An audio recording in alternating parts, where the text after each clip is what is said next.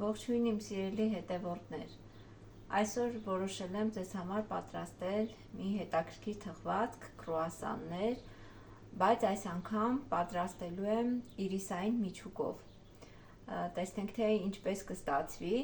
ինձ թվում է պետք է որ համեղ լինի, որովհետև իրիս կոնֆետները արդեն իսկ համեղ կոնֆետներ են, տեսնենք կրուասանի մեջ իրենք ինչպիսի համ կունենան։ Դե ինչ, սկսենք պատրաստելը։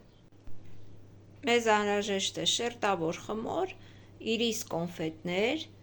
ալյուր խմորը բացելու համար մի փոքր, ձվի դեղնուց երեսին քսելու համար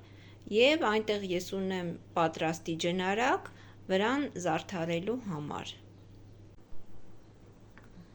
Մեր առաջի քայլը կլինի շերտավոր խմորը բացել գրտնակի օգնությամբ։ Հիմա կբացենք մենք մեր շերտավոր խմորը։ Արդեն բացելու ժամանակ դուք ինքներդ կարող եք կողմնորոշվել հաստությունը, որ լինի ոչ շատ հաստ և ոչ շատ բարակ, որպեսզի փաթաթելու ժամանակ կրուասանները չպատրվեն։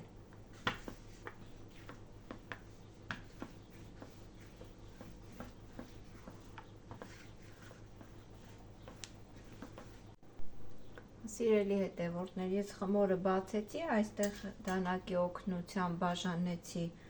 10 մասերի, 10 կրուասանների համար։ Հիմա կտեղադրենք միջուկը, մեր իրիս կոնֆետները և կփաթաթենք։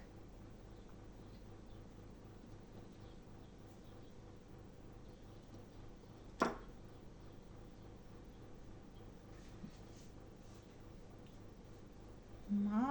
երկու կողքերից այսպես վրա կբերենք մեր խմորը, որպեսզի իրիսը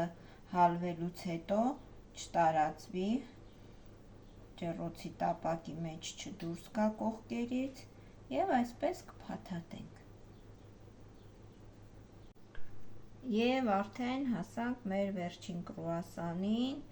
այսպես վրա ենք բերում, նորից ձգում ենք և զգուշությամբ փաթաթում։ Կտեղափոխենք ջեռոցի տապակի մեջ, վրան կքսենք ձվի դեղնուցը, որպեսզի գեղեցիկ կարմրի և պատրաստ լինելուց հետո արդեն ցույց կտամ պատրաստի վիճակում, սիրելիներս։ Ահա, սիրելիներս, ես արդեն պատեցի դեղնուցով մեր կրուասանները, հիմա կուղարկեմ ջեռոցը թխվելու, պատրաստ լինելուց հետո կմիանամ արդեն։ Սիրելի հետևորդներ, արդեն պատրաստ են մեր կրուասանները, այն ավելի գեղեցկացնելու համար ջնարակով պատել եմ մի փոքր, որպեսզի ավելի աչքին հաճելի լինի։